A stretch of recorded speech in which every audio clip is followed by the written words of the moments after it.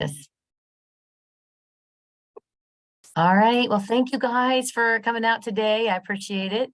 I hope that it will be beneficial. I did leave this open for everybody. If you have a question, raise your hand and we'll get to the questions. And let me know if I'm too fast, sometimes I talk too fast, or if you don't understand something, please feel free to interrupt me. I have a couple slides I just wanted to show you before I show you the client tracker. I'm going to try to share those.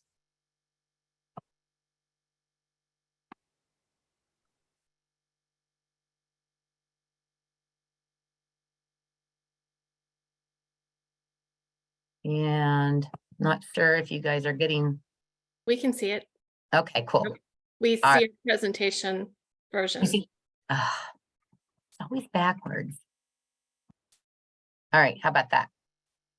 Yes. Okay, very cool. All right, so I am Robyn Young, Program Manager for the Northwest Commission APEX Accelerator. For those of you who don't know who I am, I've been around for probably almost 11 years now. Just to give you a little demographics of our APEX Accelerator so you can kind of see where I'm coming from. We serve 8 counties within the Northwest Pennsylvania region. We have approximately 300 clients. I have 3 counselors. There's 3 of us in our office, including me. I also counsel. I'm not only the PM, I also do counsel just as many hours as my staff do. And we are our regional APEX Accelerator. So the benefits of this client tracker, well, I've been using a client tracker for some years now, ever since I became program manager. I wanted some kind of a method in place to help my staff when it came to our goals. So my client tracker also was a file management. We use Neosera as our CRM, and I kind of was finding that we weren't being consistent when putting our files together, and so wanted some kind of mechanism that helped my staff look. I gave them individual goals, and the client tracker just kind of kept them on task, and then also helped with keep them, looking at their files and making sure that everything was in place. And so when it came time for me to do a quarterly report, I didn't have to go back and find out why this report was running strange or there were errors or this and that. So I kind of put a client tracker in place years ago. But since we have this new metrics and goals, I've designed it pretty much to the performance metrics that we have to comply by. So the main benefit of this client tracker is the main purpose was designed to help staff and clients stay focused on the path to becoming DIB or GIB ready, re-enter or new. Also to assist the program manager with the new OSD quarterly performance metrics when I put the report together. Also assist all staff with understanding the new goals and metrics and how to count or not count a client in a metric. And also assist all staff in entering the appropriate data into the CMR, Neosera, PT System, whatever you guys use. This, and I kind of just want to make a note, this is not to replace what our CRMs are using or doing. This is just really kind of a tool to help assist staff into inputting that information into your CRM. So before we look at the client tracker, one of the things I have my staff do, so we have a January 1 start date. So I'm actually, we were given an extension. Our quarterly reports were due April 30th. However, due to everything being new, some of you might not have heard this, but we did get an extension. Our reports are now due on the 15th of this month. Just because everything was so new. If you guys have taken a look at that performance Excel spreadsheet that we have to report on, it's a little overwhelming, and it really overwhelmed all of us here in our office. So one of the first things that I have my staff do is when they have this client tracker has report forms in it. And so the first thing that I have them do is we use Neosera. I have them go to activity, and I see someone coming in. Then they would go to counseling. And that would, and I enter in the date, enter in follow-up and initial counseling types. And then their session date would be from January 1 of 2023 to 3/31 of 2023. And then they would put their name as the primary counselor. This pulls a list of all the activity, of all the counseling activity they've done for that quarter. And then if you scroll down to the bottom of that list, you're going to get unique clients. And these are all the individual clients that they worked with in that quarter. So they'll pull that list, and that list is what they'll use to put in their client tracker.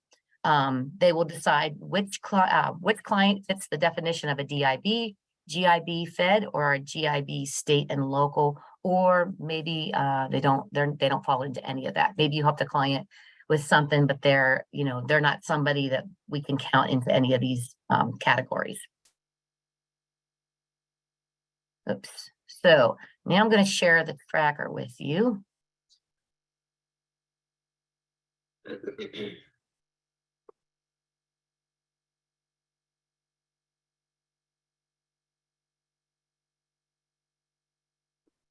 Again, this is not a one size fits all. It might be something that'll help you.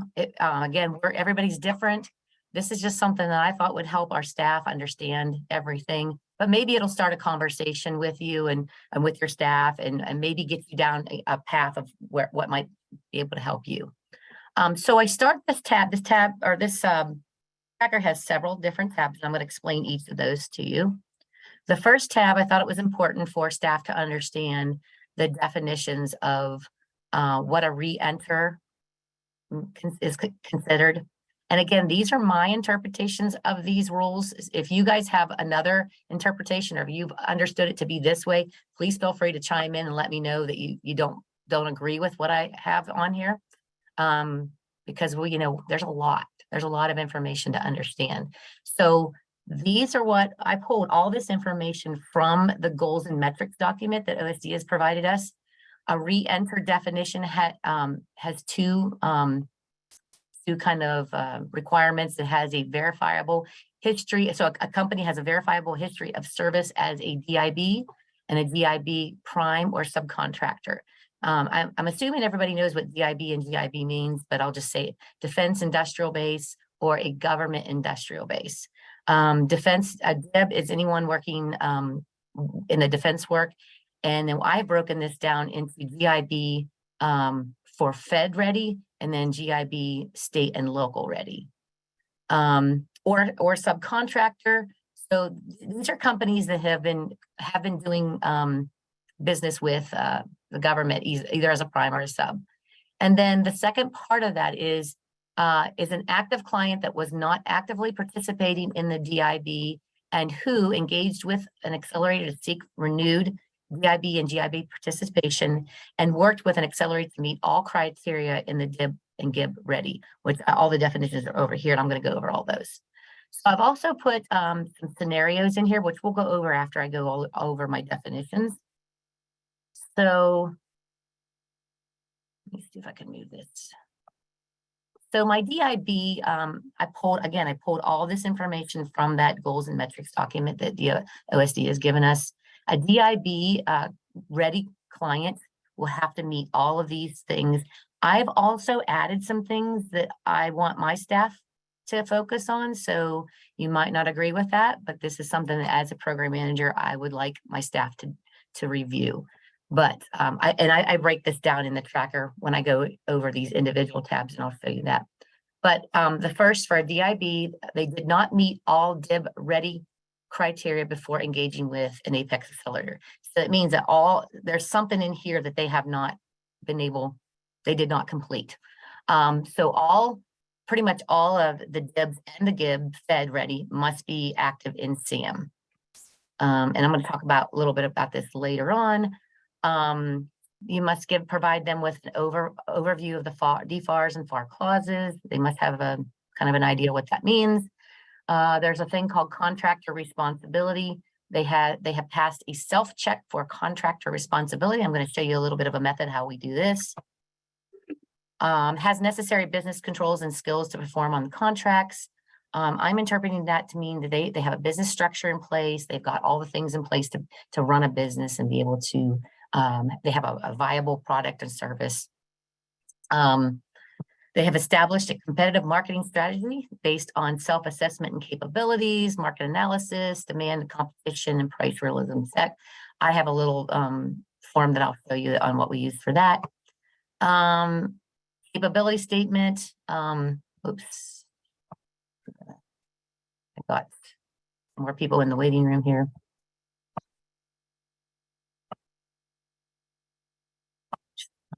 Entering. Sorry.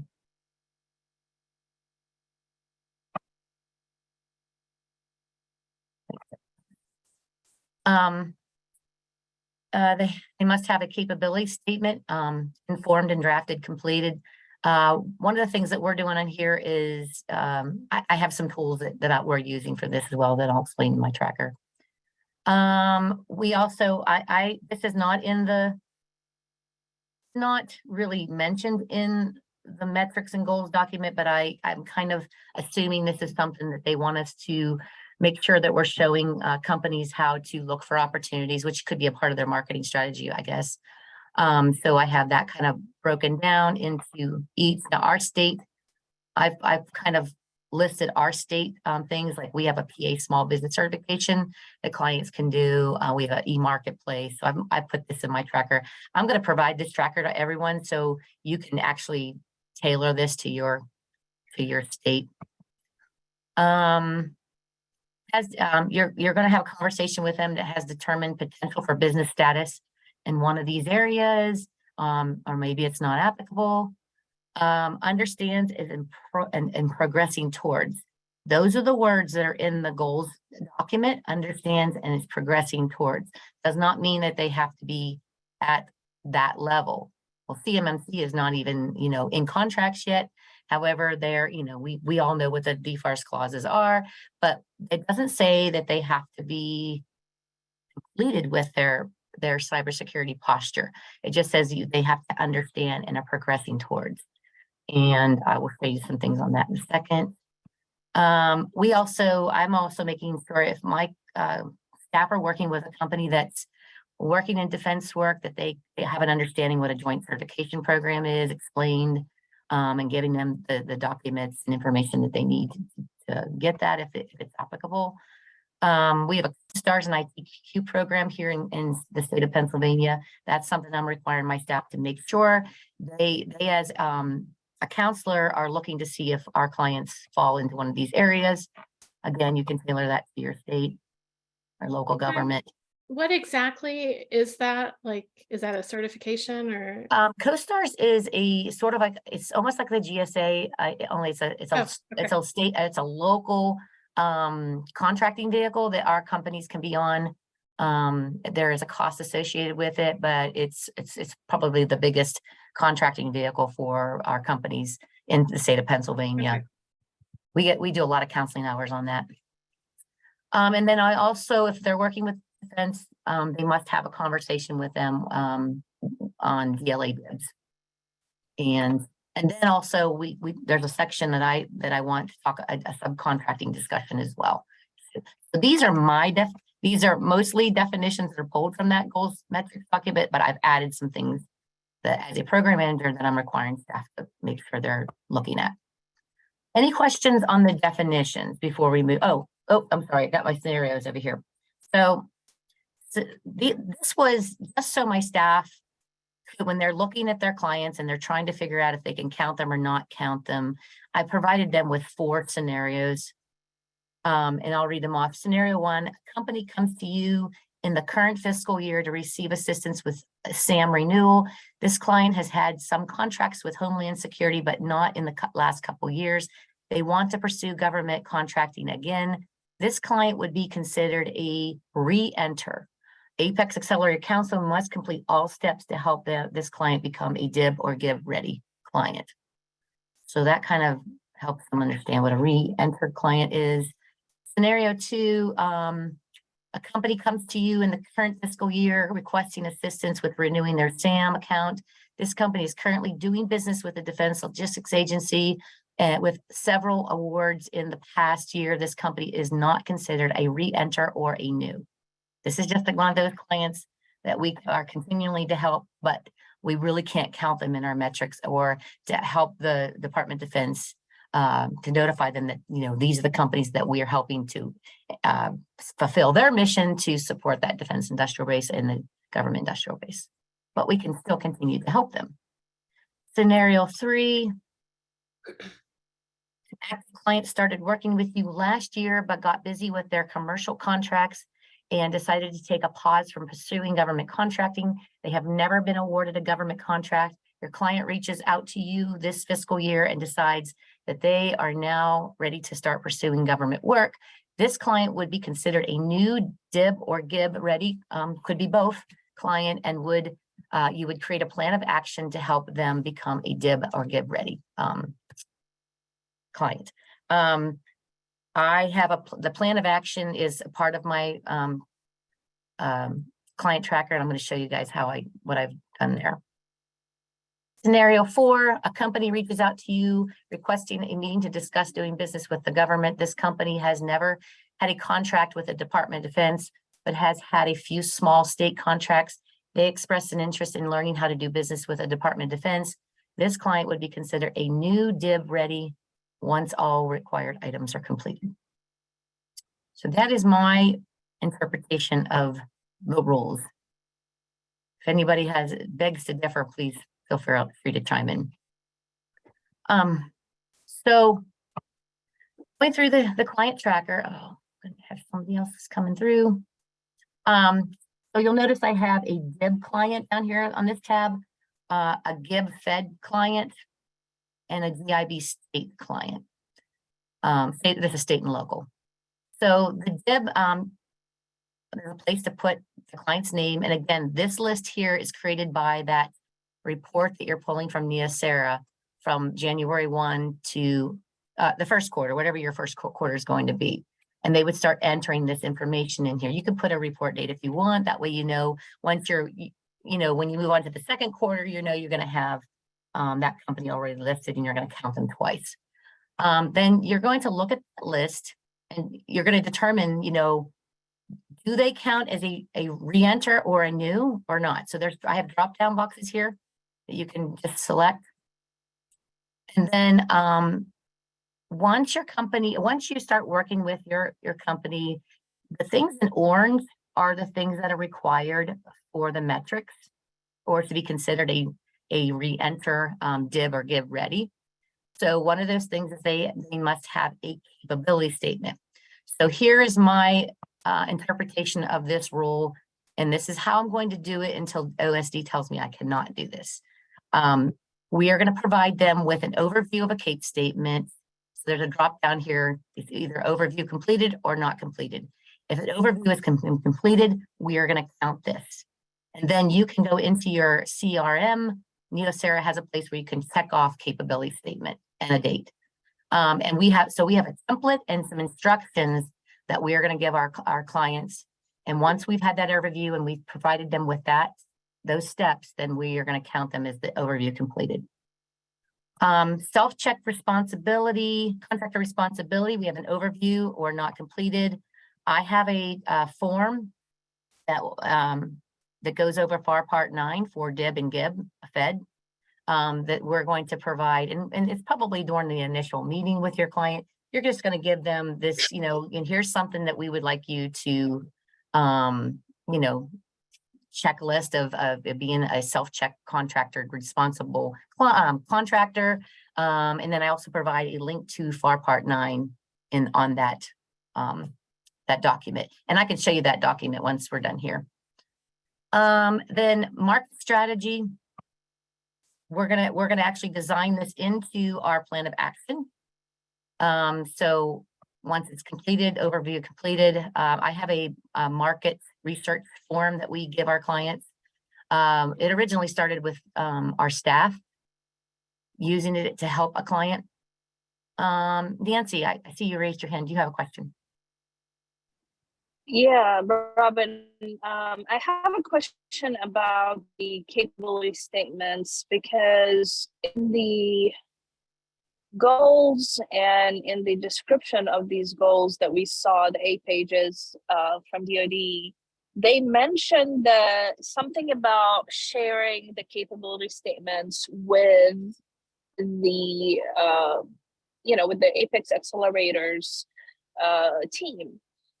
And so if we're providing only an overview and not a completion of the capability statement, would that be considered like an incomplete, or I guess I'm a little bit confused because yeah, you as a program manager, I think, have to decide on that, because I'm in the belief I cannot make my client do something. right. But we encourage our clients to give us a draft so we can review it, and then we keep that in their file. But again, I feel like we are going to be never reporting anything if we sit there and wait for a client to finish a capability statement. I understand the importance of it, but so I think if OSD, comes back to me and says, I want to see these clients' capability statements, then then we'll have to change this rule. But right now, as a program manager, this is what I'm deciding. You could decide this is not what you want. You want to make sure your staff are seeing a drafted review of a case statement. But I feel that there's. I agree with you as far as, we can provide the education, but it's up to the client to complete the work and provide us with a draft. I think what I'm, trying to say is that the expectation from DoD that they have in writing, obviously. So there's been, things that they say, but then the things that's put in writing, that the expectations is that we would submit capability statements to them after the client completes it. So we would have to basically try to push clients to complete the capability statements. Yeah, I mean, again, that is going to be totally up to you, but when I go to count these on my quarterly report, if my staff have done an overview, provided them with a template and the instructions, we are going to count it. Again, that's my my role. I see that there was a couple other people who had a hand raised. I'm not sure who that was. Please feel free to chime in. I can't see who that is. Anybody else want to chime in? Cindy, you're muted. Cindy has her hand. Okay. Sorry about that. So, yes, that's kind of how I am planning on counting that as well. Just if I give the template, if, they have been told the importance of a capability statement, we're going to say that that's what we did. The question was asked, but it never really was answered. Is it a completion or is it an overview? Right. Right. So what some program managers have said is actually in any of our CRMs, you kind of have a capability statement already because you have past performance, you have keywords, you have core competencies. So that's kind of where I'm going to head, like you, Robyn, until I'm told differently. No, you have to have the completed. If not, my numbers are too high because we're going to be waiting on people to do these CAPE statements. Yeah. Yep. Exactly. All right, moving on. So then we have a self-check contractor responsibility. Again, I have an insert or a flyer that we're going to hand to our clients on the first initial meeting. Market strategy. Again, I have another document that we'll give our clients on this. I'll show you guys all of these forms here in a second. SAM status, they're either active, expired, or work in progress. Once it turns active, then this client can be counted. All these things in orange must be completed in order to count for the staff to be able to count them on their quarterly report. Cybersecurity, again, I have all the levels in here. You're just going to talk about the one, whatever you've discussed with your client. It could actually, so if you discussed the 52204-21 and level 1, you would go to the highest level. So that's how we're doing that. And then we would look at all the different equity and inclusion topics and see if anything is applicable. with for the client. And then this would be either an NA if they're not, they don't fit into one of these groups, or that's a work in progress. This is counted on a separate reporting thing on the performance metrics document. So, but I want to make sure that our staff are looking at this topic. So that's why it's in their tracker. Then the rest of this, all in green, are just things that I'm requiring as a program manager. You can tailor this to whatever you want. In GIB, again, they have to at least have a conversation about JCP, GIB's overview. I make sure the staff look at their bid match. Do they have a bid match in place?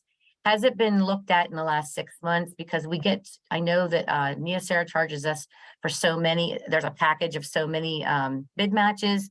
So if we have clients that have not looked at their bid match within 6 months, then we actually go in and inactivate that, or we have a conversation with them. Hey, you haven't looked at your bid match. What's going on here?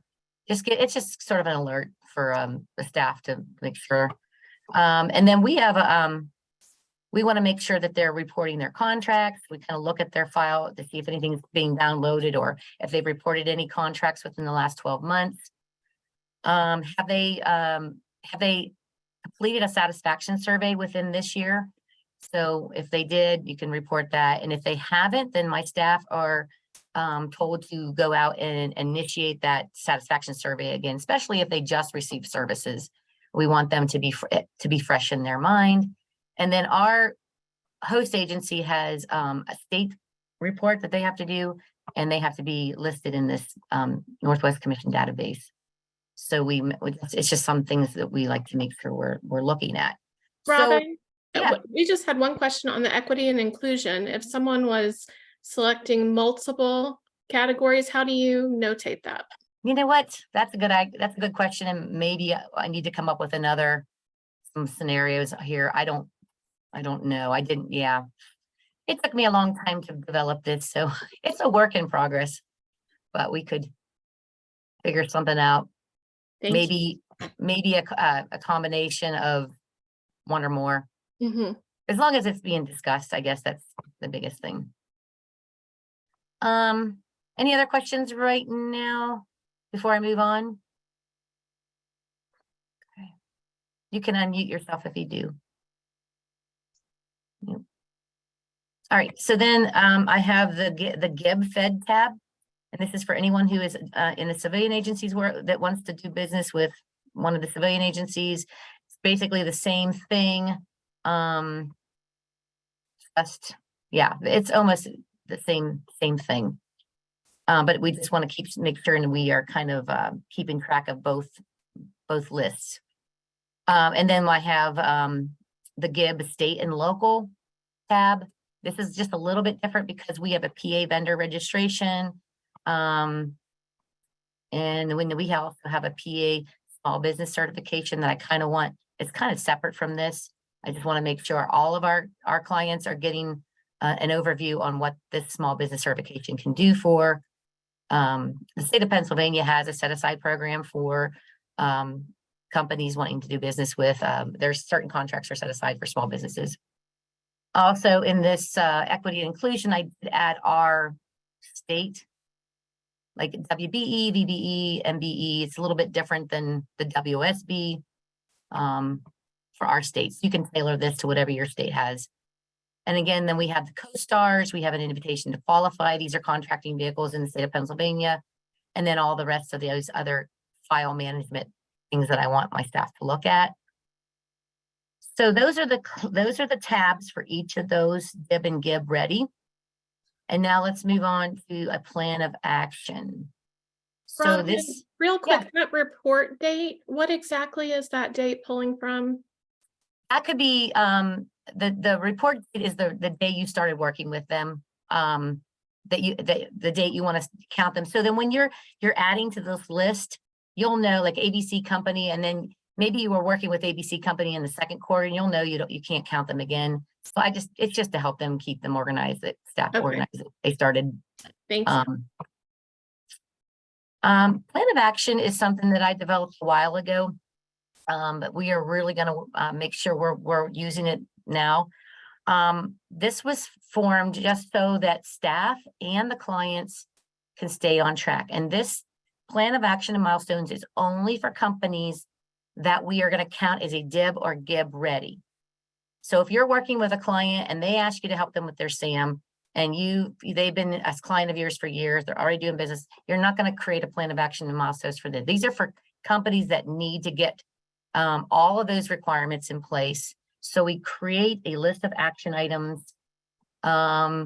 We show the APEX Accelerators responsibility through this process. This form is filled out during either the initial visit with them or directly after, but there is a plan kind of put in place. You have an objective here. This client here is going to become a defense industrial base ready contractor. Staff put their name up here. Here's the start date of this plan. And then you're going to list all the action items from start to finish of what they need to get done. And it just kind of goes on and on of all the different things you talked about during that meeting. You know, we're going to have to do this to get first, you know, we need to get your SAM in an active status. And we just kind of create a list of action items and then maybe an estimated date of completion. And also the client's responsibilities. What do they need to do to get this step completed? And then this can be copied as a PDF. And then you're going to give this, the staff give this to their clients. And you just tell them, hey, this is a guide to show you from start to finish where we're going to go. When you get busy with your commercial work or you get busy and you can't, you know, complete one of your responsibilities, then, you know, you can come back this and say, where did we leave off? And then they sort of have this and it kind of keeps them on target. And then it actually is working to help so we can actually count that client as DIB or GIB ready in the next quarterly report. Because I feel like a lot of times we kind of fall off the ball is in somebody's court and we don't know who, you know, who was supposed to do what the last time. So I feel like this is really going to help us keep on target. We've been giving this out to clients now since I've created this, and they are loving it.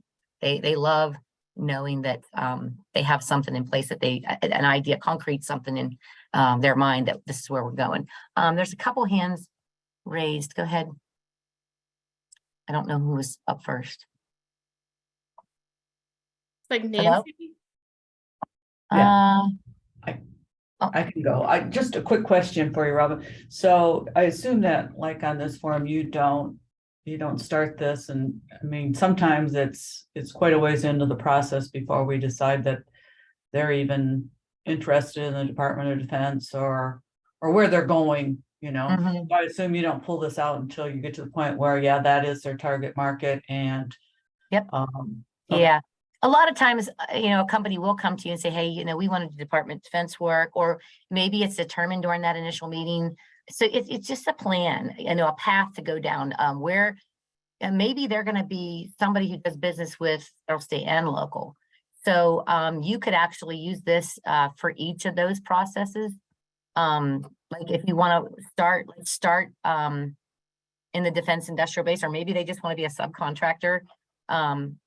So yeah, use this however you want. I feel like it's really helping those clients that we sit down because they already some of them already know what they want to do. They just don't know how to get there. Anybody else want Just chime in? to tack on to Kathy's question, are you saving this like in a shared drive to where everyone has access? Yeah, I save it on their within Neosera on their client file. We upload the document to their file. We can't do that. Okay, but then I also keep it in a on our server. I have a like 2023's plan of actions for my clients. I keep it in there too. So, yep. I know Gail had a question in the chat. She Oh. said, so you and your staff are completing your client tracker and then also entering the same information in your CRM. How do Yes. your counselors react to this duplication of effort? So far they've been really good, but it's our I mean, we have Neosera and I'm still a little bit confused about how to use that system yet. I feel like it's not reliable enough for me yet. And that's nothing against Neosera. It's just that January start first date or January 1 start date, we needed to get rolling on something. And I just felt like there's a learning curve to all of what Nita Sarah, again, you know, this is not a replacement of it. I just feel that this is going to keep us on target. It's something a little bit more concrete they can look at and say, you know, these are the things I need to do. And then we can go in and check those things off as we go. But I don't feel like it's a duplication, but it may be in your eyes. So totally, again, everybody has a different way of doing things. Well, and I think like we're a statewide program, and in comparison, we're down one counselor right now. And most of my counselors have about 165 plus clients. So, you know, realistically, not all of them are going to be ones Right. that would count, but it might be a little more challenging for us to do Yeah. this. Well, I feel too that, you know, again, our counseling hour, we're so used to doing all these hours, you know, which we're all so busy. But I feel like that mission for the Department of Defense is to increase that defense industrial base. If we're just shooting out hours, are we really doing our due diligence to increase that defense industrial base if we are not focusing on all of these things? So to me, I would rather do less, and it makes actually more it's helping the Department of Defense with their mission if we're doing less, but we're doing more, kind of, you know what I mean? I know we still have all that busy work, but I feel like this is going to really chunk out some of those really good clients that really can do, you know, have potential to do really great work for the Department of Defense or the government industrial base. No, 100%. Does that make sense? Yes, yes. All right, so that's my plan of action. Again, you can just save this as a PDF document and give it to your client, and then save it to their file. And then just redo it as you go onto another client. Here's my events tab. So you're going to see my quarterly goals that I put in here. If you want to, we're a smaller center. I actually, you know, just kind of looked at our past performance, looking at all of these training topics that the Department of Defense wants us to focus on. We normally in a year did 20 trainings was our goal previously. So looking at all of these different subjects, plus all the other subjects that we cover, these are the ones that we're required to cover. So I gave us a yearly goal of 2 for each of these. I think for our cybersecurity, we already had in place 3 trainings. So we've already sufficed this goal. But these are the goals that the metric goals that I gave to OSD at the beginning of the year. So we have a total number of 19 trainings just in these specific areas, but we will also have trainings in other areas that are needed. So this was kind of something that we looked at the beginning of the year, kind of looked at an overview of what we already had on our calendar. And then I assigned each counselor with a subject, and they are tasked at getting, like the DoD mentor protege, my staff, Aaron, he is going to create a couple different trainings or reach out to somebody who has expertise on this. So we just this was at the year, we kind of planned our year in advance. And this is just kind of looking at some dates where we're going to have those trainings. And then OSD in that performance metrics, we have to give a description. Have to, you know, look at the targeted audience. I've downloaded all of these from the Excel spreadsheet that OSD gave us. You know, all of these scenarios here, hosted number of attendees. So this is something that staff can be looking at. They don't necessarily have to report this to me, but we have staff meetings every week. So we kind of look at this together as needed. But you can make this what you want. Again, this has all the drop downs that are required. Then here's the quarterly report. This report is for each staff. This is due to me, program manager, the first week after the quarter end. We have to report, you know, reasons why we failed to meet a certain goal. So I'm asking for their input. Why did we not meet this goal? Why did you not meet this goal? I gave each of my counselors, we divvied up our goals. We have a team goal of 50 to meet 50 new DIB ready clients. So each of my staff have 17 as their goal for the year. And then at the quarterly report, they tell me how many they've completed. And that's based off their client tracker, these tabs here of who they counted. We have a goal of 60 GIB ready. And so each client, staff has 20.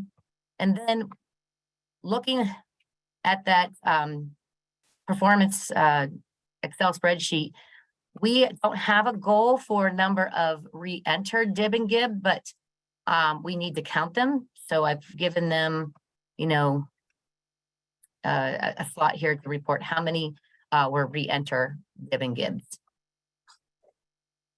And then we have a goal of 2 for small disadvantaged business. You just can read it right down. So they're just going to tell me if they completed any of that. And I've just gone down the list. We did the number of counseling hours. Each counselor was given 67 hours of helping with the government innovation programs. And everything else that was on that form is listed on there for what I need from my staff to report. And they actually download this as a PDF. They can put their name on it, their date, and they send it over to me. And we have other metrics to report on. This is where it gets crazy, I think. And these are not, there are no goals on this, but OSD is asking us to report on this. So what I did is they just be familiar with this list. And if they have anybody to report, they'll give me some details. We normally talk about this during our staff meeting, but I just wanted on their radar so that they understand these are things that we are required to kind of look at. Again, there's no goal. We did not have to set a goal for this. We just had, it's just OSD wants information brought back to them on these topics. So I developed a section of this where they can give me some details or any kind of notes, anything that they want to talk about at the next staff meeting. I have a goal tracker for their government-led innovation programs. How many hours? Each of them have a goal of 67 again. So they can just keep track of their hours here. And it kind of gives you a quarter, like how many what percentage of their goal is completed within that quarter and what percentage of their goal is completed for the year. This does not add on. So you basically, so if you had 3 hours of counseling time, working with a client, talking about those government-led innovation programs like SBIR and STTR, you had 3 hours in that, and then you had 3 hours in February, you would just add 6 to that. And that gives you kind of a calculation. So they can just kind of keep track. I had this set up previously so my staff could keep track of their counseling hours. Just to keep a report going on. And then this goes up the whole way to the end of the year. We'll have to change all this next year because again, we're going from an April 1st to March 31st, and then the accelerator training log is a little bit different than what DLA requested. These are the descriptions of the information that they want. So I've just kind of captured this in their individual client trackers. There is a drop-down list. These are the topics that OSD would like us to be training on. So if it's DCA audit process, they can just put that in there. Or if it's none of those, then there is an option for other. They put down here, and there's a secondary topic. These were all pulled from the performance Excel spreadsheet that OSD gave us. And the dates, again, all the things that are required in that report, they can then just download this template here, or their report, and send it over to me when at the end of the quarter, so that I can use this to report on my quarterly report. Next, so in the OSERA, we have a bunch of things in there, and this is something I've always done, but I always want when you're looking at a client individually, if you're looking at your clients that you're putting in the DIB and GIB on that list, I also want them to do some file management, make sure they have a request for counseling form attached to their file. Look at all the information. Is it old information? Does it need to be updated? Do they have a UEI in there? Just making sure the file is up to date. So this is just a list of things that I'd like staff to look at. And I do have some new, you can actually tailor this to whatever you want. And this is looking at, a lot when Sarah started revising their system to help with these new metrics, performance metrics, they added a GIB box and a GIB box ready box in, and most all of our clients had a GIB date was already pre-populated. So I want to make sure we're looking at that's not checked unless they are completely gone through all that, the checklist. So there's some things that I put on there. And then that's just my data there. I'm going to show you guys a few of my forms that we're using for checklists. But do we have any questions before I move on to that?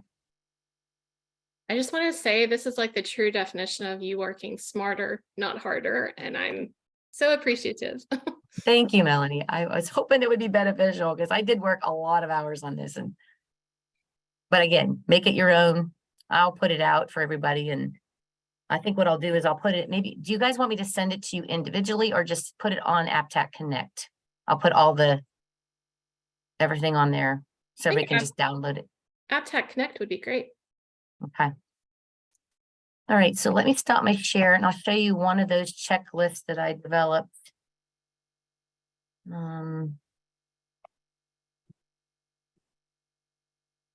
This is the contractor's responsibilities list. The checklist for clients to be able to look at, to understand what that means. And here's a link to FAR Part 9. And then, I don't know if you can see this or not, if I have to reshare, but this is actually what I pulled from the state of Pennsylvania. Can you see this contractor's responsibility? We can. Okay. This is actually pulled right from the Pennsylvania's Department of General Services. These are their requirements for contract, and I decided not to reinvent the wheel. I just downloaded the PDF, and we're going to use it to give clients. And then, okay, can you see my market research tool? Mm-hmm. This market research tool is a work in progress. It's going to be fillable. I just changed some things on it and didn't get a chance to get it to our marketing person to get it fillable. Only one person in our organization can have a PDF account or a Adobe account, I guess.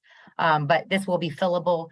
This is just a part of our marketing strategy to help clients and staff do some market research for the client, or the client can do their own market research.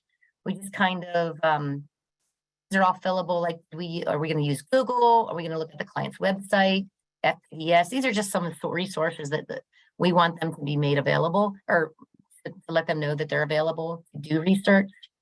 And then when we start doing the research, we're going to start collecting keywords, government keywords. What do we discover? What does the government call this widget or this product or service? Because the government has their own language. So we put the client puts their product in here. Like, for instance, a landscaping company, they call it landscaping, but the government calls it groundskeeping. So if you have, you're finding while you're doing your research that the government has something different, you're going to mark that down. Looking at different NAICS codes, we do a lot of research back and forth with FPDS. Finding out which NAICS codes are associated with the product service. And then we kind of look at the NAICS codes that are kind of linked up with these PSCs and FSC codes. We can start making a list of different things. And this helps our clients with research when they're looking for opportunities, when they're looking at DIBs. And then we start looking at, who's potentially buying, where are there, where can we find opportunity? Would it be a GSA contract? Again, CoStars and PA ITQs are Pennsylvania contracting vehicles.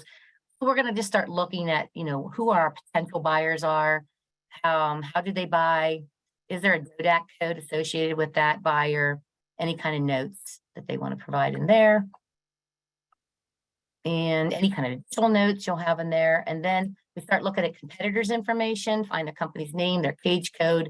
I need to change this, it's not DUNS number anymore. And then some notes, additional notes, anything to help the client form a, a whole market strategy. And then I've given them some helpful tips and resources, where they can go to look for their NAICS codes. Just different ideas on what they can do to collect market research. And that is that tool. And that is about it. What kinds of questions do we have?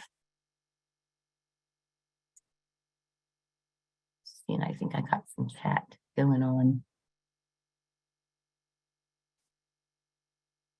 Anybody have a question?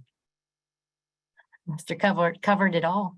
Do you share all of those that you just went over with the clients as well? And at what point do you do that in the process? When they're ready for it. But again, this tool can be used with your staff if they want to do the market research for your client. Or you can give it to the client if you want to talk about the different, because some of my clients, they're not they don't want their hand held. They want to do things on their own. So you can actually give that. But this also helps new staff.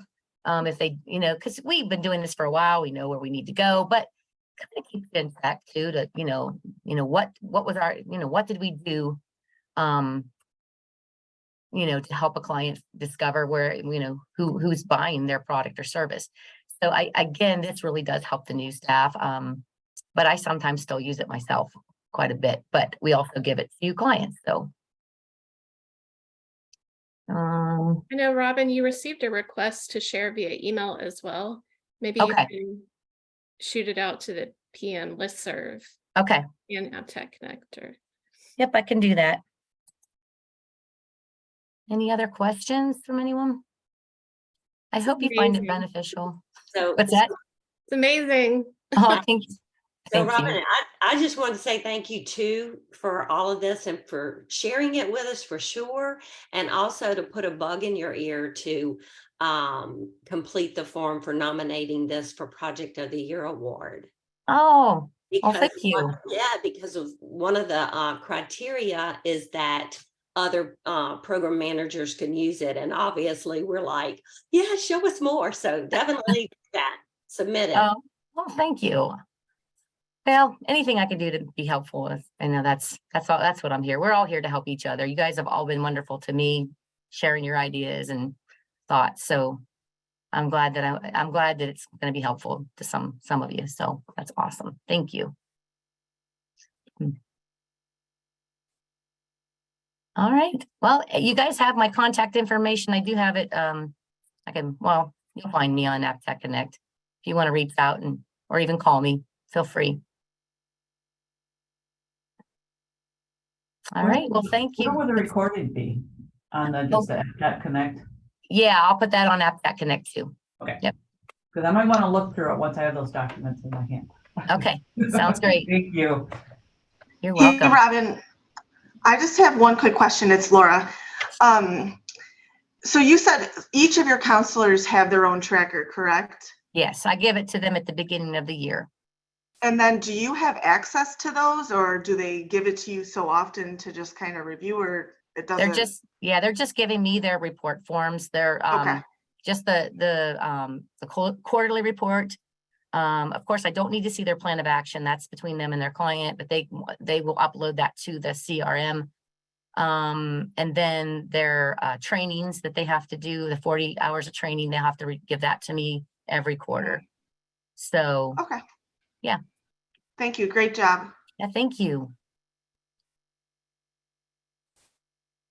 All right. Well, again, thanks guys for joining me today. I hope it was helpful. And we'll talk to you guys soon. Thank you.